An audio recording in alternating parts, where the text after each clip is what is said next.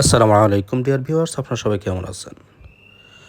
আমরা আমাদের জীবন চলার পথে আমাদের আপনজন, আত্মীয়স্বজন, বন্ধু-বান্ধব, পাড়া প্রতিবেশী এদের দিকে একটু লক্ষ্য করলেই দেখবেন যে আমরা মাঝে, মাঝে এমন কিছু ভুল করে বসি, এই ভুলগুলো অনেক সময় আমরা অল্প সময়ের ভিতরেই সংশোধন করি।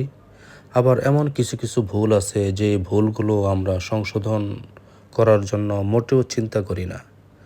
আবার যখন আমাদের ভিতরে সংশোধন করার চিন্তা আসে, তখন আসলে অনেক সময় দেখা যায় বেলা অনেক দূরে চলে যায়।